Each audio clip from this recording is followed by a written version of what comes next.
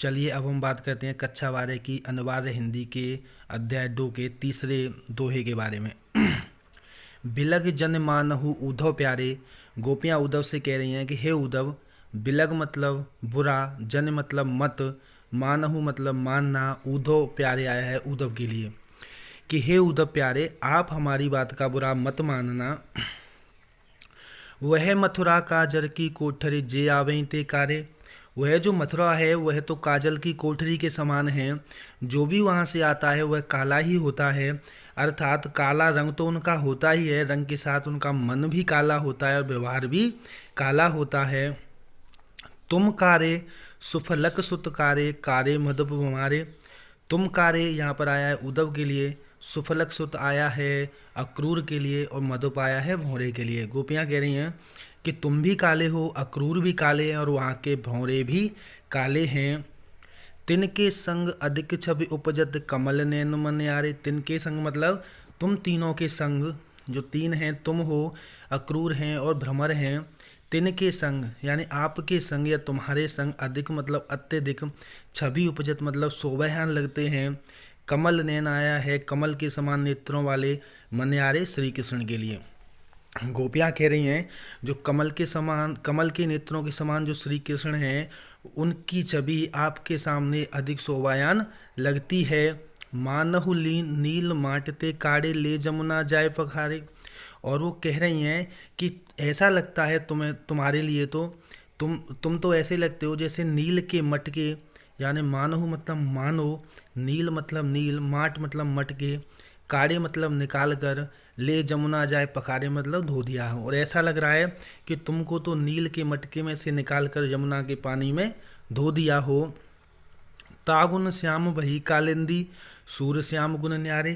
तागुन और तुम्हारे गुण से, श्याम मतलब काली, भई कालिंदी मतलब यमुना, और जब तुम्हें वहाँ ले जाकर धो दिया तो तुम्हारे काले रंग से यमुना का पानी भी काला हो गया। सूर श्याम गुण न्यारे। और सूरदास जी कह रहे हैं श्री कृष्ण के तो गुण अलग ही हैं।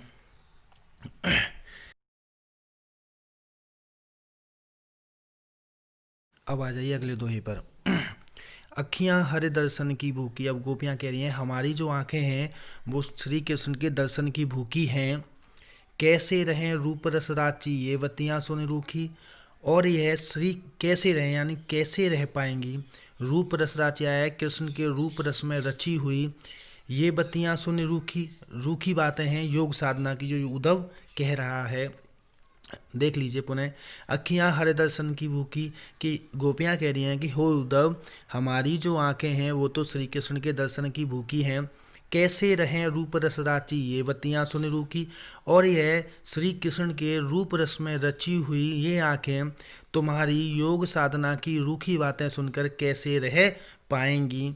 अवधि गणत एक टकमक जोबत, तब एती नहीं झुकी। वो गोपियाँ बता रही हैं कि जब श्री कृष्ण गोकुल से मथुरा चले गए थे तो उनके इंतजार में अवधि गणत, अवधि मतलब समय, गणत मतलब गिनना, एकटक मतलब एक नज़र से, मग मतलब रास्ता, जोवत मतलब देखना, तब एती नहीं झुकी बाने थकी। अब गोपियाँ कह रही हैं कि जब श्री कृष्ण गोकुल से मथुरा चले गए तो उनके इंतजार में अवधि गणत, समय को गिनते हुए, मार्ग को एकटक देखते हुए भी ये आंखें नहीं थकीं या नहीं व्यथित हुईं। अब इन योग संदेशन ऊधो अत्यकुलानी दुखी। लेकिन अब आपकी योग संदेशों की बातों से ये अत्यधिक व्याकुल हो गई हैं और अत्यधिक दुखी हो गई हैं। बारक वह मुख फेर दिखाओ, दुहि पय पिबत पथु की। अब गोपियाँ उद्धव से कह रही हैं कि हे उद्धव, बारक वह, एक बार वह मुख फिर दिखाओ, फिर दिखाओ, या श्री कृष्ण का मुख एक बार हमें फिर दिखाओ। दुह मतलब निकाल कर, पय मतलब दूध, पिबत मतलब पीना, पतुगी मतलब पत्ते में। गोपियाँ कह रही हैं हे उद्धव, आप एक बार वह मुख हमें फिर से दिखलाओ जिससे श्री कृष्ण गायों का ताज़ा दूध निकाल कर पत्ते में पिया करते थे। सूर्य सिकत हट नाव चलायो, ये सरिता है सूखी। गोपियाँ कह रही हैं कि श्री कृष्ण के वियोग में हम तो सूखी नदी के समान हो गए हैं। हे उद्धव, आप हठपूर्वक नाव क्यों चलाना चाहते हैं, इस सूखी नदी में आप हठपूर्वक नाव क्यों चलाना चाहते हैं। एक बार फिर देख लीजिए, अखियाँ हरि दर्शन की भूखी। गोपियाँ कह रही हैं उद्धव से, हे उद्धव, हमारी आंखें तो श्री कृष्ण के दर्शन की भूखी हैं। कैसे रहें रूप रस राची ये बत्तियां सुन रूखी। कृष्ण के रूप रस में रची हुई ये आंखें आपकी योग साधना की रूखी बातें सुनकर कैसे रह पाएंगी।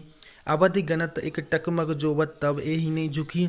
श्री कृष्ण के इंतजार में समय की गणना करते हुए और मार्ग को एक नज़र से देखते हुए भी अब तक नहीं थकी या नहीं व्यथित हुई। अब इन योग संदेशन उदो अत्यकुलानी दुखी, लेकिन अब आपकी योग संदेशों की बातें सुनकर ये अत्यधिक दुखी हो गई हैं, व्यथित हो गई हैं। बारक वह मुख फेर दिखाओ दुहि पे पिबत पतु की। हे उद्धव, आप श्री कृष्ण का वह मुख एक बार हमें फिर दिखलाओ जिससे वह गायों का ताज़ा दूध निकालकर पत्ते में पिया करते थे या पत्ते के दोने में पिया करते थे। सूर्य सिकट हट नाव चलायो ये सरता है सूखी। सूरदास जी कह रहे हैं कि गोपियाँ बता रहे हैं कि हम तो श्री कृष्ण के वियोग में सूखी नदी के समान हैं। हे उद्धव, आप इस सूखी नदी में योग साधना की हठपूर्वक नाव क्यों चलाना चाहते हैं। अगला दोहा अगले वीडियो में।